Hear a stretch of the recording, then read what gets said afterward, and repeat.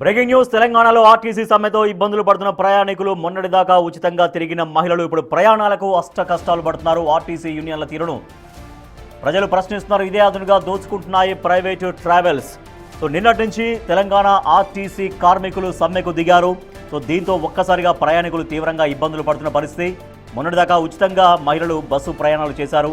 ఇప్పుడు అదే మహిళలు అదే ప్రయాణికులు అష్ట కష్టాలు పడుతున్న పరిస్థితి. ఆర్టీసీ యూనియన్ల తీరును ప్రజలు ప్రశ్నిస్తూ ఉన్నారు.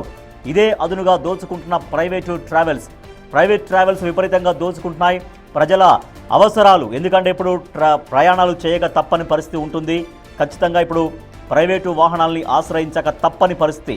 చాలామందికి ఓన్ వెహికల్స్ ఉండవు. అందరూ కూడా ఆర్టీసీ బస్సులని ఆశ్రయించాల్సినటువంటి వాళ్ళు ఆర్టీసీ బస్సులు ఒక్కసారిగా స్తంభించిపోవడంతో తప్పనిసరి పరిస్థితిలో ప్రైవేటు వెహికల్స్, అవి జీప్స్ కావచ్చు, కార్లు కావచ్చు, ఆటోలు కావచ్చు, వాటిని ఆశ్రయిస్తున్న పరిస్థితి. ఇదే అదునుగా భావించి ప్రయాణికుల అవసరాలని క్యాష్ చేసుకుంటున్నారు ప్రైవేటు ట్రావెల్స్ వాళ్ళు. జీప్ వాళ్ళు కావచ్చు, కారు వాళ్ళు కావచ్చు, ఆటోల వాళ్ళు త్రిబుల్ కూడా ఛార్జ్ చేస్తున్నారు.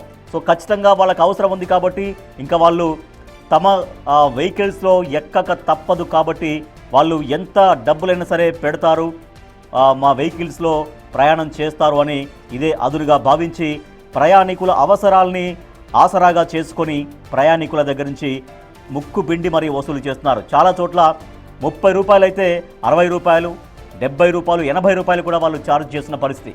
ఇంకా తప్పనిసరి వెళ్ళాల్సినటువంటి వాళ్ళకు భారమైనా కూడా తప్పకుండా త్రిబుల్ చెల్లించి ప్రైవేటు వెహికల్స్లో ప్రయాణం చేస్తున్నటువంటి పరిస్థితి. సో ఆర్టీసీ సమ్మెతో ప్రయాణికులు తీవ్రంగా ఇబ్బందులు పడుతున్నారు.